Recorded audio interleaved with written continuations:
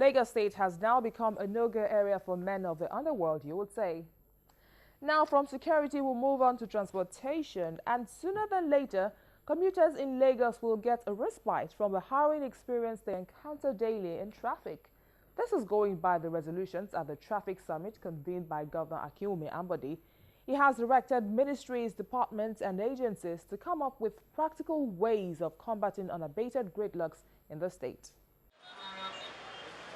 This is a daily occurrence in Lagos, and there is no telling what harrowing experience commuters go through in Nigeria's commercial capital.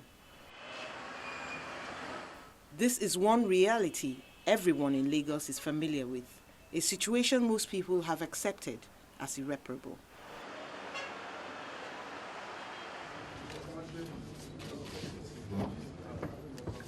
But not for this man, who says Lagosians have had enough of this menace, which has seemed so insurmountable for so long.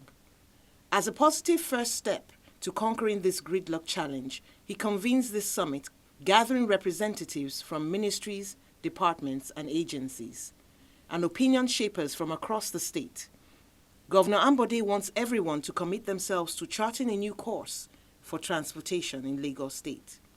We need to collectively examine how the transportation sector can improve public sector delivery through better institutional framework, quality transport infrastructure, and road network efficiency, then tackle wasteful and socially harmful transport patterns.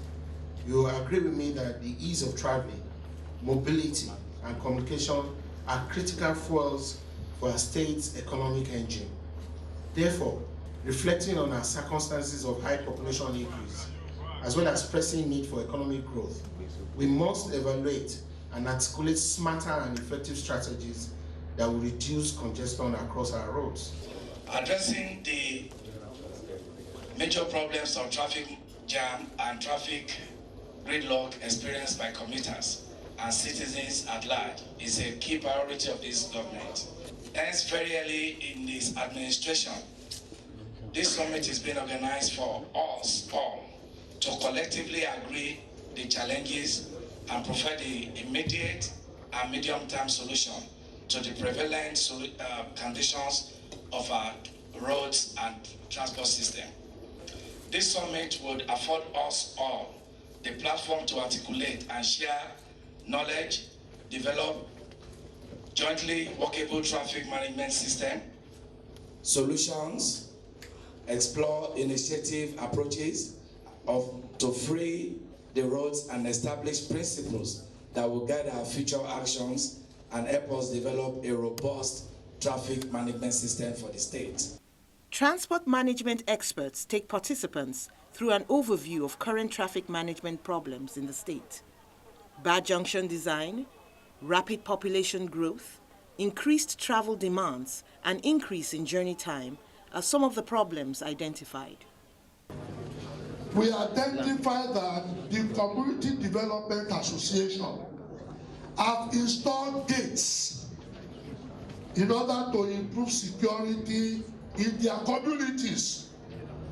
So if there are 10, 15 roads in that community, they have restricted movement to one road into that community.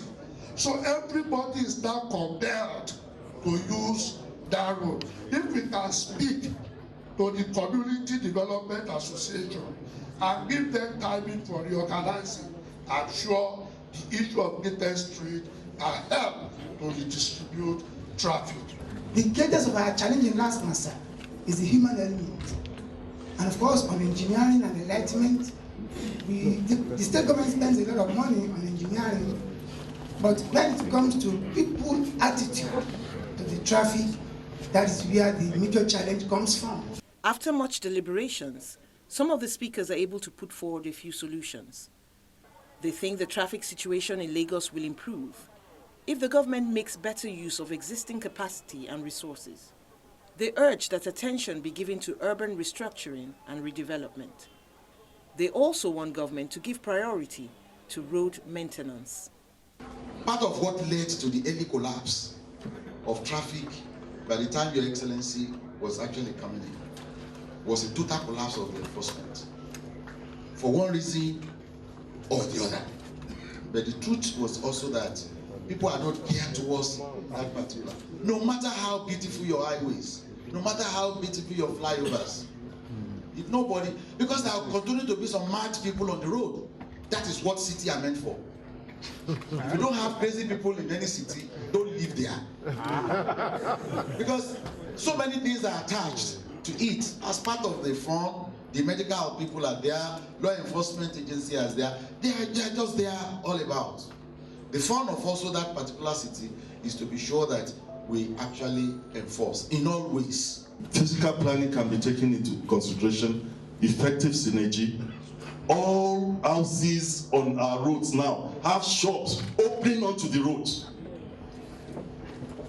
Somebody needs to stop this. There is no house that is built in Lagos now that don't have a shop that is open to the road. And of course, let us de-emphasize everybody bringing cars into the town.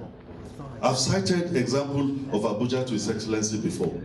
We probably need to have a corridor created in certain areas that the corporate bodies, if you are coming into Lagos Island, maybe you create somewhere around K2 or whatever, everybody put his car there, do park and ride. Even the parking spaces that have been created in Marina and CMS, because of the greediness of some of the local government officials, the car parks have been taken over by shops. People selling Worobos and everywhere. We need to look at all this. And enforcement itself. 30% of vehicles in Nigeria are used in Lagos State, which is considered the 11th megacity in the world. But if the recommendations from this summit are implemented, Lagosians can hope to heave a sigh of relief.